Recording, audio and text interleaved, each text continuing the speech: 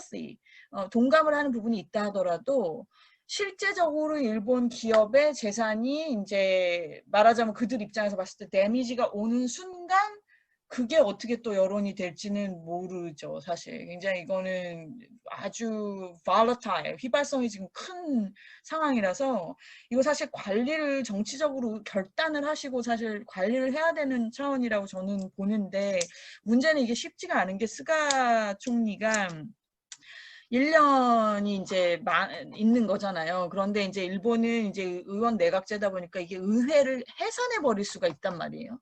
그러니까 우리랑 그게 결정적으로 다르다 보니까 일본 총리라는 거는 뭐 너무 지지율이 나빠도 해산할 수 있지만 되게 지지율이 괜찮을 때 오히려 해산을 해버린단 말이에요. 해산을 하고 다시 총선거를 하면 어차피 지금 인기가 좋았으니까 다시 다 당선이 되거든. 그게 지금 초미의 관심사거든요. 일본도 스가가 언제 중의원을 해산할 거냐. 그래서 아마 지금 대체적으로 얘기들이 나오는 게 올해 연말에 하지 않을까. 내년으로 넘어가면 너무 여러 가지가 변수들이 또 많이 생길 수도 있고 또 올림픽도 준비해야 되고 그래서 올해 연말에 중요한 해산을 하지 않을까. 근데 이걸 왜 말씀드리냐면 이런 자기들 나름대로 정치적 지금 계산이 있기 때문에 한국이 징용 문제를 굉장히 뭐 전면적으로 해결하려는 의지를 보이기 쉽지 않을 거예요. 대단히. 이거는 이제 그들의 우선순위에서 봤었을 때 위에 있는 게 아닌 거죠. 한참 어디 저 밑에 있는 거지. 심지어 저기 지금 미국 대선도 있잖아요. 이런 상황에서 이렇게 복잡한 상황에서 이 문제를 전면적으로 해결합시다 한국하고 이렇게 나오기는 좀 어렵다고 봅니다. 네. 한일 수출 규제 관련해서 닛산도 우리나라에서 아웃을 했고 지금 유니클로나 그 외 여러 가지 일본 기업들이 우리나라에서 지금 고전을 하고 있잖아요. 그거에 대해서는 네. 우리나라 측에서는 오히려 수출 규제로 일본이 피해를 봤다라고 얘기를 하고 있는데 일본 측에서는 이거에 대해서 혹시 목소리가 나오고 있는 게 있나요? 아니면 물론 있죠. 기업인들이 항의를 하거나 한국과의 물론 이제 관계에 있어서 이게 봐도 일본에서도 불만 내지는 이제 피해를 본 부분이 있다라는 게 조명이 되기도 하는데 이거는 문제는 비중의 문제인 것 같아요. 왜냐하면 우리나라 같은 경우는 일단 GDP의 30% 이상이 수출이잖아요. 근데 네. 일본 같은 나라는 한 10몇 프로밖에 안 된다. 20%가 안 되는데 거기서 심지어 우리는 아까 35% 예를 들면 지금 30 정확하게 숫자를 제가 지금 뭐 올해 통계까지는 기억이 안 나니까 한 35라고 잡고 35에서 또 반도체가 차지하는 게 20% 넘지 않나요? 저희 아마 그 수출 총 거기에서. 그러면 네. 이게 벌써 우리나라는 100%의 안에서도 반도체 하나로 먹고 사는 게 이게 비율이 이만큼 있다 그러면은 일본 입장에서 사실 우리한테 수출하는 거 거기서도 또 데미지를 받은 뭐 유니크로나 뭐 아사히 뭐 비루나 뭐 맥주나 그런 거가 차지하는 GDP 전체에서 차지하는 비율이라는 거는 사실 좀 비교하기가 힘든 거죠. 물론 피해는 있지만 그거를 굉장히 전 국가적으로 이거 큰일 났다. 한국하고 이러다간 진짜 우리나라 경제 다 망치겠다라는 정도로까지는 느낌이 안 오는 거지. 예. 피해 보는 분들도 당연히 있지만. 그거는 뭐 덩치가 다른 것도 있고 그 건드렸던 분야가 그러니까 하필이면 그거를 탁 꼭 집어서 요렇게 꼬집은 거 아닙니까? 말하자면 아베 총리 때. 반도체가 너네 제일 아픈 거지? 그러면서 고기를 탁 꼬집은 거잖아요. 근데 얄밉네. 그거랑 다르지. 그러니까 일본 입장에서는 뭐 아사히 비율을 꼬집었다 그래가지고 물론 우리 국민들이 하신 거에 대해서 저는 지지하지만 그렇지만 그거가 우리 일본 전체 그 규모로 봤을 때 이렇게 되는 거는 죄송한 말씀이지만 좀 그거는 좀 숫자적으로 그러기가 힘들지. 예. 아까 전에 이제 조기 통선 가능성에 대해서 말씀하셨는데 우리 아하. 황기봉님께서 질문을 주신 게 네.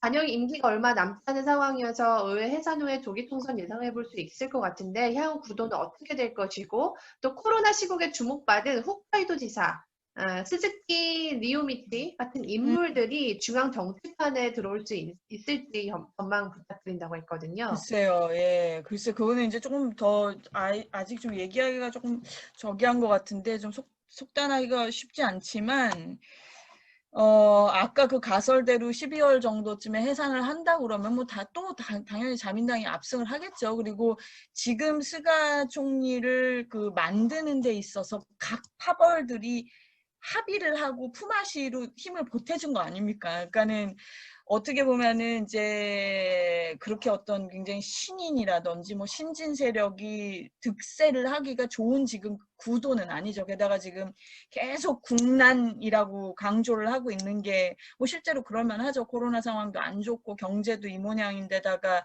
올림픽은 또 안 할 수도 없고 뭐 이러니까 이런 상황에서는 아마 기존 그 기득권들이 안정을 이제 또 외치는 구도일 수밖에 없지 않나 싶은데 좀 하나 변수로 생각을 하는 거는 이제 일본 대선을 일본 대선 죄송합니다. 미국 대선을 봐야 될 것 같아요. 미국 대선을 보면서 굉장히 스가도 그 방향성을 또 제시하는 부분이 있을 것 같은데 아마 제 그냥 예측으로는 올해는 코로나 상황하고 그 당장은 그 휴대폰 그 통신료 내리는 거 그 정도에 집중적으로 하지 않을까 싶어요. 일단은 인기를 올려야 되는 측면이 있으니까. 네, 일본 휴대폰을 모르는 분들 위해서 살짝 설명해 주실 수 음. 있나요? 지금? 네. 뭐 요금이요? 네, 요금 지금 다 전 국민으로 지금 요금 이동통신사의 수익은 줄이고 부담은 국민들의 부담을 좀 덜어주기 위해서 지금 하고 있는 일들을 모르시는 음. 분들도 있을 것 같아서. 네네. 그러니까 일본도 이제 우리나라도 뭐 SK, KT, 뭐 LG, U+ 정도까지인가요? 그 시장 점유율로 따지자면 일본도 마찬가지입니다. 이제 도코모 뭐 이렇게 해가지고 소프트뱅크 우리한테 친숙한 이제 손정희 회장님이 맡고 있는 그 소프트뱅크 해서 이게 상위 3사가 90% 이상인 걸로 알고 있어요. 점유율이. 근데 우리도 사실 이 문제가 우리랑 상관없지가 않은 게 우리도 생각해 볼 문제인 게 솔직히 이 코로나 상황에서 지금 통신사들 굉장히 수익이 올랐을 거거든요. 여러 가지로. 근데 이게 전파라는 거는 사실 국민 재산인 거거든요. 지금 스가 논리도 그건 거예요. 이건 국민 재산이다. 이거를 너네한테 독점권을 주는 거는 아니다. 시장 경제에서 솔직히. 그런데도 어찌저찌 해서 너네가 90%를 이어가겠습니다. 네. 네네. 저희가 유니클로 그 일본 아베 총리 때부터 시작한 일본의 수출 규제가 스각 내각까지 이어질지 그 이야기하고 있었거든요. 네, 맞아요. 네, 그리고 이제 다시 네. 통신 문제, 네. 네, 통신 문제를 얘기했었는데, 그래서 스가 이제 총리의 주장은 그렇게 90% 이상 시장을 점유하면서 국민의 재산인 전파를, 어쨌든 시장 논리라고는 하지만, 빅3가 90% 이상을 점유를 하면서 영업이익을 뭐 20% 이상씩 계속 내고 있는 이런 상황은 이상한 거다. 음, 왜냐하면 요가 너무 비싸다. 이제 음, 국제적으로 비교를 해봐도. 근데 그 비교하는 그 스태티스틱, 그 통계를 보니까 우리나라랑 그렇게, 차이 안 저도 뭐 나요? 살아봐서 알지만 우리나라는 그렇게 크게 차이는 안 나는데, 그러니까 우리나라, 일본이 좀 비싼 편인 것 같아요. 이 스마트폰 음, 사용하는 그 전파 요금이. 음, 음, 근데 이제 이거를 우리나라는 아마 우리 지금 그 스마트폰 그 penetration rate이죠. 그 뭐죠? 스마트폰 사용하시는 비율이 뭐 음. 우리 엄청나게 높던데 90% 넘었던 것 같은데요. 우리나라는. 네. 근데 네. 일본은 아마 제 기억이 한 60에서 70 정도였던 걸 기억하거든요. 그러니까 그런 음, 식으로 이제 요금을 낮춰주면은 이제 좀 어르신들이나 음, 기존에 사용하시지 않았던 분들도 또 사용을 하게 될 거 아니겠어요. 그러니까 네. 그거 자체가 또 내수를 늘리는데 좀 기여하는 바가 있겠죠. 경기를 좀 진작시키는데 기여하는 바가 네. 있겠죠. 예. 음, 음. 그 초반에 아마 녹음을 그렇구나. 우리 이승주 아니면 박사님도 아예 오셨, 네, 응?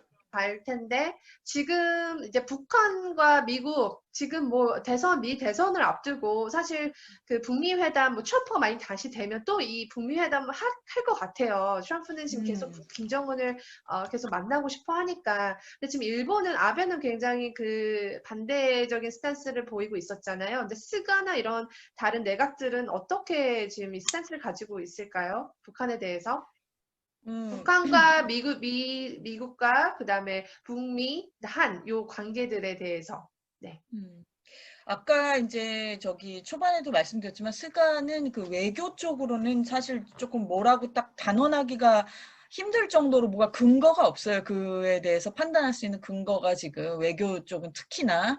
그런데 이제 아까도 말씀드렸듯이 북한 문제에 있어서 특히 납북자 문제에 대해서는 그 아베 총리하고 좀 의견이 일치되는 부분이 있어서 정치적으로 또 가까워진 계기가 됐었다. 이제 이런 말씀도 드렸는데, 그래서 이제 뭐 납북자 문제를 항상 이제 일본은 우리나라도 그렇잖아요. 우리나라 안에서도 아까 위안부 말씀도 잠깐 드렸지만 위안부 같은 그 우리 정말 전쟁에 그 참혹한 피해를 입으신 그 분들에 대해서 우리가 갖고 있는 마음의 그 짐이라 그래야 되나요? 한국 국민이라면 누구나 느끼는 할머니들에 대해서 그게 있듯이 그 일본도 굉장히 그게 있어요. 그 납북자분들에 대해서는 이걸 해결을 해야 되는데 그 굉장히 그 무거운 그 마음의 짐으로 느끼고 있는 게 국민적 정서도 그렇고 그렇다 보니까 정치인들도 그럴 수밖에 없는 거고 한 건데 그래서 북한 관련해서는 이제 스가는 이제 그 정도밖에 없었고 그다음에 한일 관계에 관해서는 아까도 말씀드렸듯이 1965년 기본 조약이 기본이다.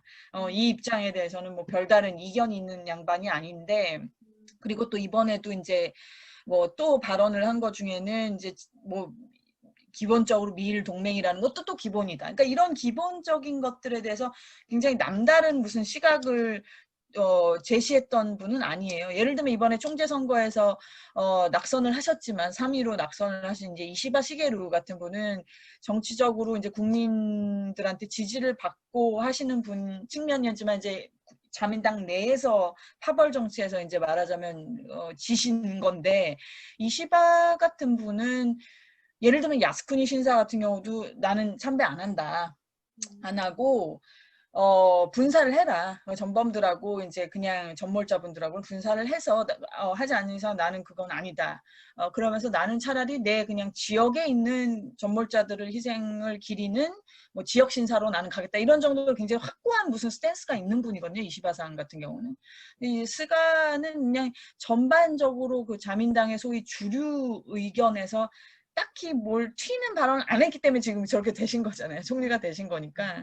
전반적으로 뭘 아직까지는 기대하기가 뭐 힘든데 뭐 미국의 이제 대선이 어떻게 되느냐에 따라서 조금 달라질 수 있는 부분이 있겠다라고 말씀을 드린 거는 혹시라도 바이든이 되시면 혹시라도 지금 진짜 어떻게 될지 전혀 예측하기 힘든 박빙이라고는 하는데 어쨌든 바이든이 된다고 하면은 중국에 대한 어떤 컨테인먼트 스트래티지는 바뀌는 게 별로 없겠지만 그렇지만 동맹에 대해서 관리하려고 하는 건 아마 트럼프보다는 훨씬 더 뭐라 그럴까요?